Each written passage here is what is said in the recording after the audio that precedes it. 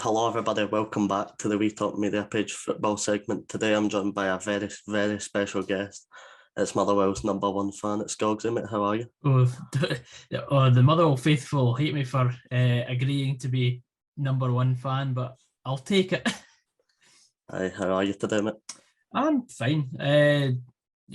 Just had a casual Thursday and got work later, so I've not really got much planned for today. What about yourself? I am good. Took a wee bit of a while there to get all this set up, but we're finally here, so... We don't need to talk about that though, do we? Nah, so let's just get right in it. So, for those of people who don't know, who are you and what do you do? I am Goggsy99 on YouTube, the most infamous Motherwell fan there is, apparently.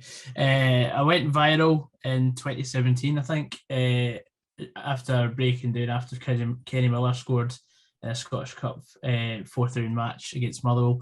And I just vlog myself going to Motherwell games, home and away and friendly, and even the Scotland games as well. Yeah.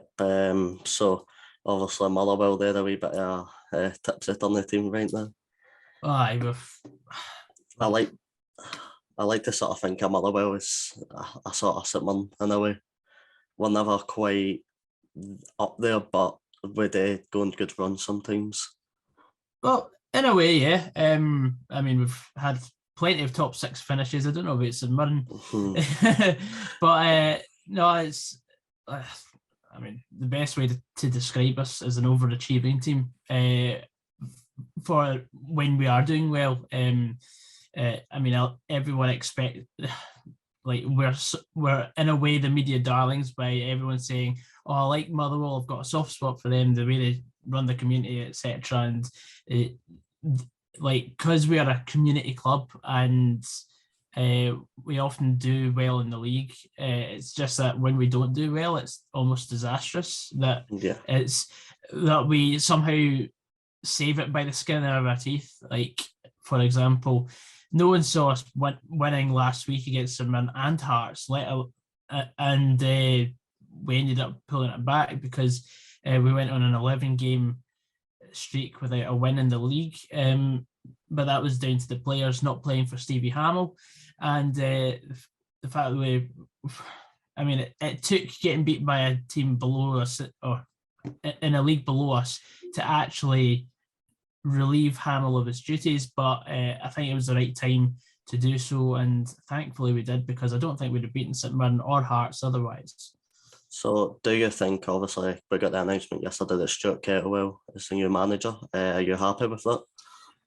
I mean, he's not put a foot wrong. Like, there can't be a better addition than 2 games, 2 wins. So, I mean, the way he speaks in the media as well, he's not getting ahead of himself in any way.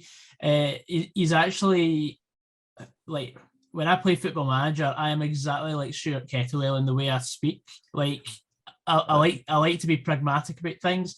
I don't take things too far, and I don't actually have any unrealistic ambitions. Like, I think top 6 is a bit of a stretch this season because we've left too much to do. I mean, I think 6th place is on 32 points. We're on 26. Yeah, I think I was. So I mean, and I think we've got 4 winnable games in the games remaining, but we've got 2 games against the Old Firm, which might be what stops us reaching the top 6.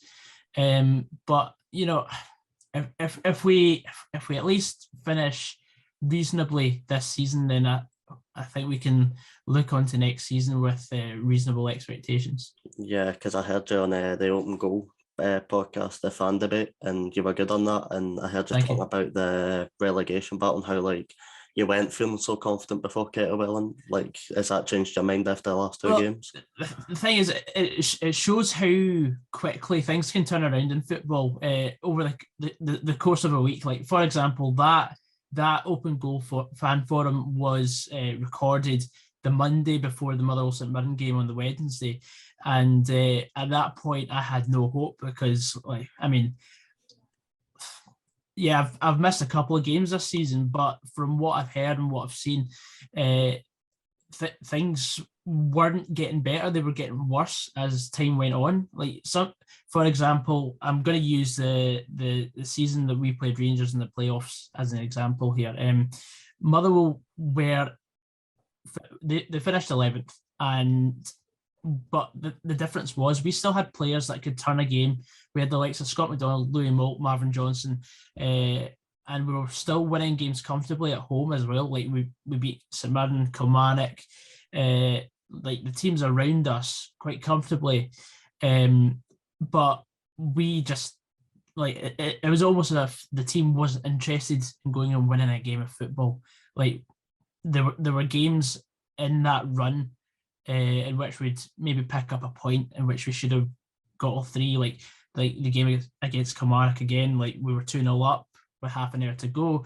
Alan Power gets sent off, and then all of a sudden we concede 2 goals quickly, and like we just folded, and it just got more and more frustrating to watch. We took the lead against Ross County, and then we lost a late goal due to a defensive error.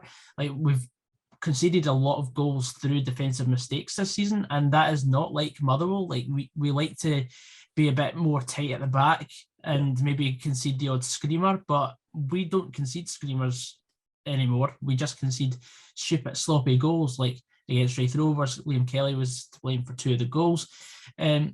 So a common theme there is defensive errors, and I think complacency in lads that feel like they're irreplaceable when they've got to realise that they are not irreplaceable. Yeah, and obviously we've seen Motherwell made a lot of signings in the January transfer window. I think it was 7 or 8. 9. Nine Over the course of a month, 9. I think it was like 6 in the last week, including 2 in February, which were free agents, in Liam Casey and Callum Butcher. So Obika obviously hurt me the most, being a St Mirren fan. That one was quite sore. But do you think these players have the ability to help Motherwell get off of the relegation battle that they might fall into? If you'd asked me before the St Mirren game, I'd have said no, but I think with the change of manager, it's given me a bit of a boost. I think, well, after watching us play against St Mirren, I think we deserved the win there. And then against Hearts, we absolutely battered them, and it was 2-0 going on 4 or 5 at one stage.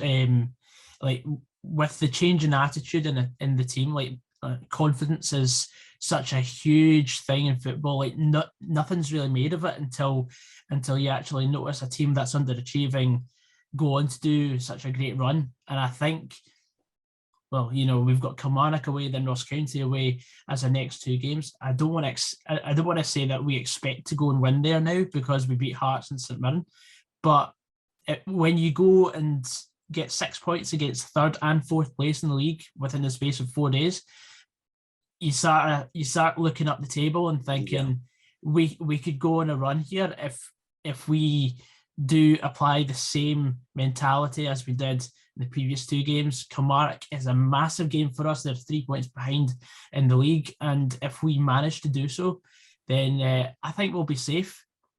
I think on average 37 points is the target to stay up in a season. I think 34 will do it this year because everyone's just so inconsistent. It's like a league of its own, the bottom 4, and hopefully we'll be pushing out of that very soon. Yeah, because on the St Mirren front, like I was getting into the game, obviously feeling confident. Mm-hmm. We don't really, with Robinson, obviously you'll know Robinson quite well. Yeah. He always sets up a team good. We're never really bad defensively, bad in the midfield. No. I think Ethan Erdogan in January was a big loss. I think the first game after he left was Ross County or Hibs, I think. And we just looked a completely different team in the midfield.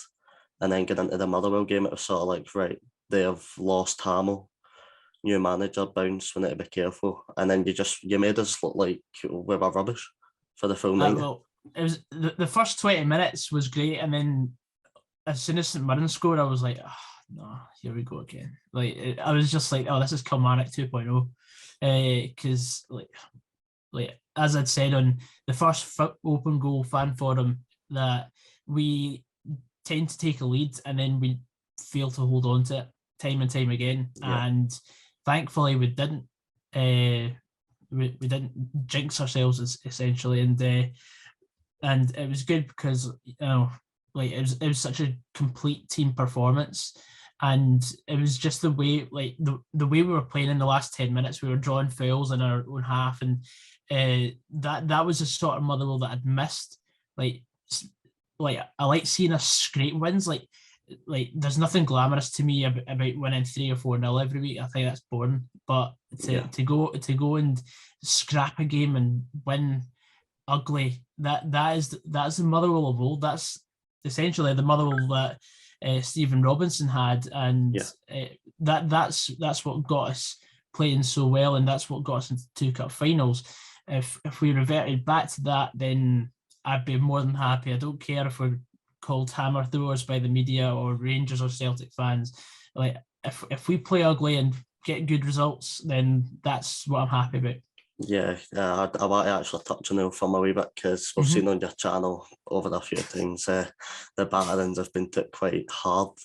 Oh yeah. Reverting obviously back to the Ibrox 7-1 incident and stuff like that. So like, how does that affect you on a level? Because I've watched my team get battered quite hard by Rangers and Celtic in the past before as well, and it gets to you quite a bit after the way. It does, but financially it helps because of course like that 7-1 video got like 35,000 views, so it's one of my most viewed vlogs on the channel. I mean, from a selfish perspective, I mean it's all right if we get absolutely battered, because I know I'm going to get good views. But I would much rather see Motherwell win every week and then not get that many views at all, because it's been quite quiet in the last couple of weeks after 2 wins in a row. Obviously, I had a lot of people asking if I was doing a vlog for the Wraith Rovers game, but I was playing in a charity match that day, so I thankfully missed it. But the quieter the better, I think, is the best expression, because then there's not as much stress or hassle on me to actually get this video up on the Sunday, and I can relax a wee bit. Yeah, because obviously, like, we are like, so like obviously we'll from the top dogs get all the money in for Europe and stuff. Yeah. And we're sort of below. I think I heard you talk about it on the Sharp Dev podcast a couple of years back. Oh, that's a good callback. Yeah. I enjoyed that. And that day. It was good. I remember Sharp Dev was talking about like, how can we not catch up? And I think we're just so many levels below the old firm that it's practically impossible with the money that we try to gain in from our clubs.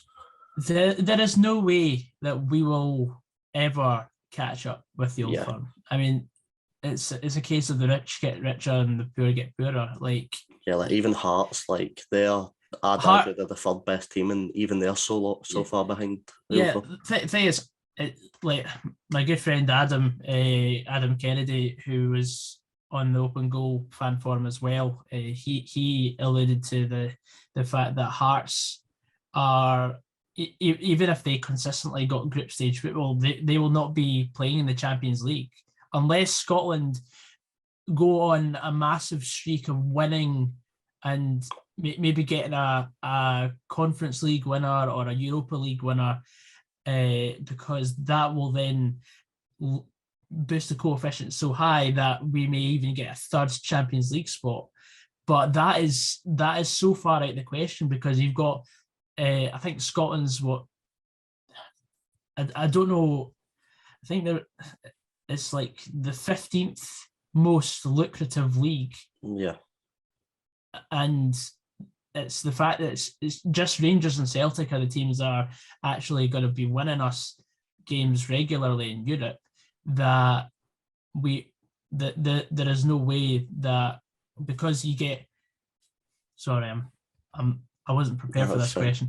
I mean, I think off the top of my head, you get 2 points for a win in the group stage for the coefficient, and then it's 1 point for a loss, 1.5 for a draw, or something along those lines. Yeah. And of course, over the course of 6 games in a group stage, which is going to change in the 2024 season because of the new formats for European football. It's just going to be a case of Rangers and Celtic consistently doing well or not doing well, and that's going to be what we depend on, because like teams like St Mirren, Kilmarnock, Ross County, who haven't been in Europe, or Kilmarnock have been in Europe but got beat by a Welsh team. Yeah. We've been beaten by an Irish team. That is the level we are at, unfortunately. And even though, I mean, St Mirren are doing so well this season that they could push for a European spot, but I only see St Mirren getting knocked out by a team the level of an Irish or the Welsh league, because quite frankly, I don't think teams like us have the mentality to go far in Europe. Yeah, and that's the harsh reality. I mean, Motherwell have reached the playoffs of the Europa League twice, and we've been bounced out both times. One against a very beatable Odense side, 3-1 on aggregate, and I can't even remember who else beat us. But it gets so frustrating that we get so close, and then obviously now how we are doing in the league and with the Conference League opening up, that's good. But at the same time, there's no way that we can actually make a run in Europe because we don't have the finances and we don't have the squad quality. Yeah, so what else, like, because I watched this Sligo Rovers game that you guys played at the start of the season, and I really did think that Motherwell could have done better than that game. I thought, I don't think, like, comparing us to Sligo Rovers, like, I don't know. I just find it so weird. I feel like one of our teams could beat Sligo. The difference is, right, Sligo Rovers were 22 games into their season. Yeah. We hadn't even kicked a ball. Like, we'd played Vorwartshire of Austria, beaten 5-1 in a bounce game, and we'd beaten Park Thistle 1-0 in a friendly. Those were the two games that we had played. Like, under Graham Alexander, we weren't prepared. Like, Graham Alexander can come in. He actually said recently that he was explaining what was going on, and I completely disagreed with him, because if that's me as manager, what I would be doing is making more than 3 signings for one. The only signing that Graham Alexander made that I'd say he made 2 really good signings in Paul McGinn and Blaise Spittle. He brought in Josh Morris from Scunthorpe, and he's not anywhere near the squad now. He's made 3 signings, 2 SPFL quality. Then you've got 2 friendlies. That's nowhere near good prep for a team that's played 22 games in their season and is midway through it, and it's played 2 games a week. You're looking at making 4 or 5 friendly arrangements in preparation for that. One against a team that is a lot better than us, maybe 2 or 3 that are against us similar quality, and then maybe one the level of Scottish League One, to sort of try and balance out all abilities that we're prepared for. Because if we'd beaten Sligo Rovers, we'd be looking at the next round against, it was either Sparta Prague or Viking Stavanger of Norway. Viking ended up winning that, and then they ended up beating Sligo 5 or 6-1 at home, and I think they drew over in Ireland. Now, if we were prepared for Sligo Rovers, we'd be looking at a trip to Norway thinking we could go, because the last time we played a team from Norway, we beat Ollesund's 4-1 on aggregate. So I was thinking if we could go there, but the thing is, the Norwegian league has improved so much in that time since we've last played against a team from Norway. So it was always going to be that game that we'd probably get knocked out of if we had beaten Sligo. And we should have beaten Sligo, looking back, because, I mean, Shane Blaney, we've signed from them. He's only played a couple of games, but I genuinely think that if we, for example, if we played them now, we'd be beating them 3 or 4-0 over 2 legs, quite easily, I think. But it's a case of what should have been for us. But at the time, we couldn't make the step up, and that is why we ended up having such a bad season, because we weren't prepared. Aye, so I also took a stunning free kick off of Sligo as well. I think it was that game where they scored an absolute screamer. Yeah, it's Shane Blaney. Yeah, I was there. It was a stunning free kick, but we shouldn't have even committed that foul in the lead up to it. It was a stupid free kick to give away. Aye, so obviously that was us out of Europe, because the Motherwell fans, as soon as that goal went in, the Motherwell fans who were there, me included, were getting on the backs of the team, and there was no positivity at all, because it was the same underneath Alexander from about the March onwards. Like, I think we only beat Aberdeen in the cup, and then from that onwards we were completely on the backs of Graham Alexander constantly, and then he eventually leaves on the Friday after getting knocked out on the Thursday, and then Hamill comes in, wins against St Mirren, gets 3 wins out of 4 in his opening games, and then we're thinking, like, he was promised some sort of money, and then it was almost as if that we didn't need it anymore because we were actually doing all right.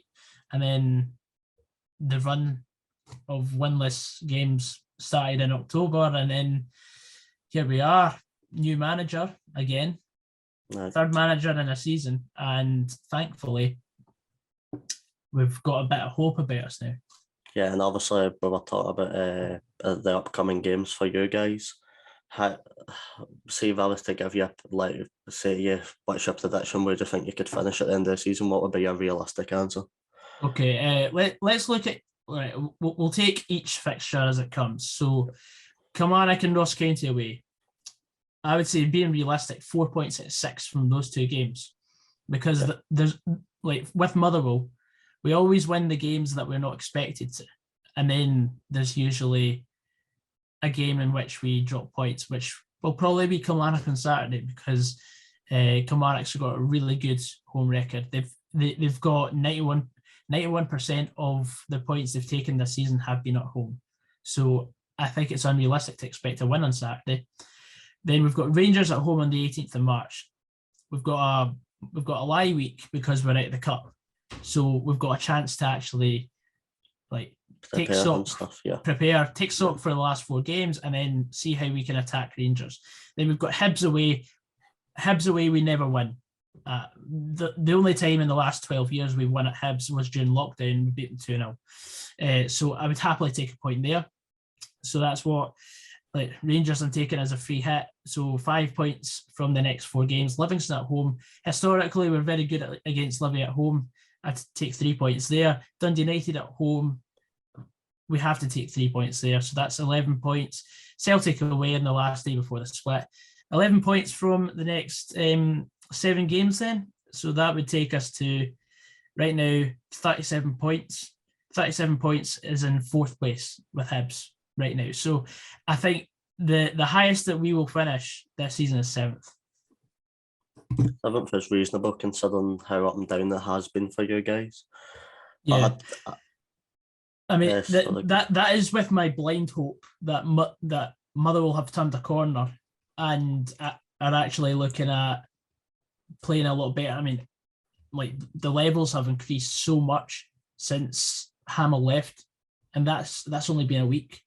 If we, like, again, I don't want to look like a tit if we ended up not getting those 11 points, but, you know, I genuinely think that we can go and start a wee run. Maybe, like, I'll be happy if we beat Kilmarnock and Ross County for starts, and then we'll take stock again in 2 weeks. Yeah, and I want to go and touch on your YouTube for a wee bit, because obviously, no problem. So how did that first start? Like, where did you get the inspiration to start?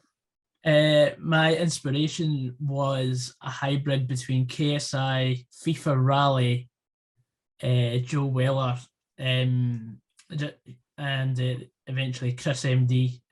There's a lot of YouTubers down south that I've watched since the age of, like, 11, 12, and I plucked up the courage to pick up a camera at the age of 14, and I just started doing stuff, and then people at school took the mick, and I was like, I'll just keep doing it, because it was genuinely something to pass the time because, I did stick in at school until I discovered YouTube, and I was like, I enjoy YouTube a lot more.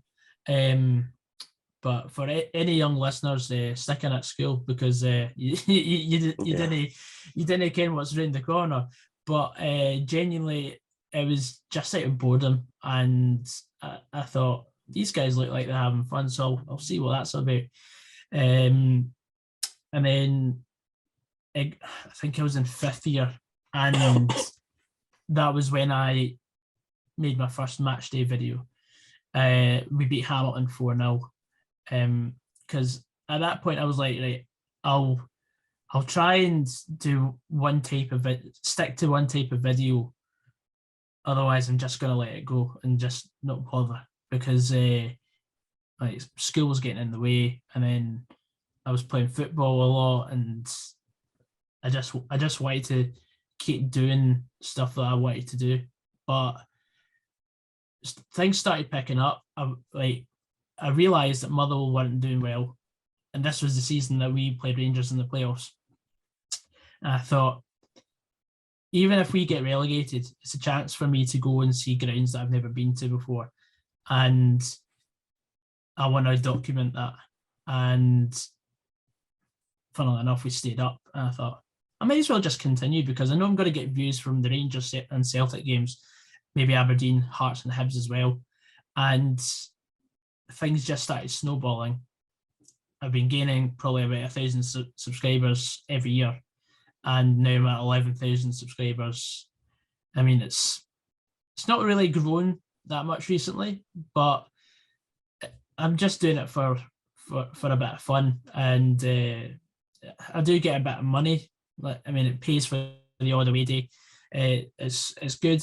I've had a few sponsorships before as well. It's and some of the opportunities as well have been genuinely life-changing for me. I mean, to be sitting in my room watching these guys on YouTube, and then eventually playing football with them or against them, because last year we played against some English YouTubers, Joe Weller, who I mentioned, Chris MD, Theo Baker as well. Like these guys are levels above me and will always be levels above me because there is a lot bigger scope down south for YouTube content. Yeah. But to even share a football pitch with them for 90 minutes, that was special to me. And it's an experience I'll always cherish, even though we got beat. But it's these once in a lifetime opportunities that don't come around that you've got to stay humble at, because you don't know if they're going to ever happen again. Yeah. And it's like for me, like if there's a young person out there that's watching at home, you know, if you're wanting to become a YouTuber, you know, pick up a camera. It's a bit of fun. Like it takes a bit of getting used to. Like managing a YouTube channel is like maintaining a relationship. Like you've got to stick at it. You've got to be relative. You've got to be consistent. You've got to make sure there is a bit of quality in there. Otherwise, people switch off. But at the end of the day, it's all about having fun. And for 9 years now, I've had so much fun, and it's spanned over a third of my life. So it makes me feel a bit old now, but yeah, it's just something I enjoy. Yeah, because I've sort of only recently started doing this stuff, and it all sort of came from a mix of being in college and sort of like watching you guys in a way. Like I watch you, I watch CJ, I watch Ryan 118, and all you guys do a great job. So I thought, well, why not like pick up a camera and just start doing this and see what it takes me, you know? Yeah. But I do have one final question for you. Obviously, you do the Scottish YouTube team stuff. How big's that for you? Because I've seen that you've raised over £2,000 for charity recently. For me, it's the biggest part of my life. That is not to do with my own personal life. I mean, I'm taking on the role of fixture organizer at the team. So we've got 6 or 7 games coming up this year at least, and that's before we play the English YouTubers again. And like for me, like I left my last boys club team at the age of 16, and I thought, I don't know if I can be bothered playing for a team again. And then I think it was like a year later, Batchy messaged me asking, he said, oh, you do well with YouTube, etc. And like I had 4,000 subscribers at the time. He said, do you play at all? Like, we've got a game against Stenhousemuir over 35 coaches and that. And I was like, yeah, I'll come along and play. And since then, it's essentially been one training session a week, playing with a bunch of boys that we all started as individuals and strangers to each other. And then since 2017, we've all sort of gelled as a squad. Some people have come and gone as that usually happens. Life gets in the way in that, but we now have a core squad in which it's a bunch of lads that I consider brothers now. Like, we are genuinely so close as a group, and like, to me it means the world, because I never felt accepted before in the team, because I was always that weirdo with a YouTube channel. But now we're all weirdos with YouTube channels, so we're all the same. So we're all equal, and everyone has an equal role in the squad. And there is no superstar in the squad. Like, there's no one player that is like a million levels above anyone else. It's just a bunch of lads that are honest and good friends, and for me, there's nothing better. Yeah, exactly, that's it. And thank you for taking the time to come on. It's been a pleasure. My pleasure, Robbie. It's pleasure's all mine. Aye, right. Thank you. You've made my first experience really enjoyable for this, so thank you for that. That's nothing, man. But I should be back soon with another video. I'm doing a Man United Barca watch along tonight for the Europa League, so that should be fun. I'll leave all of Goggsy's links down below so you can check him out. Make sure you give him a subscribe and stuff, because he's a legend. I try, man. I try. Right, thank you very much, though. Right, thank you. Right, bye.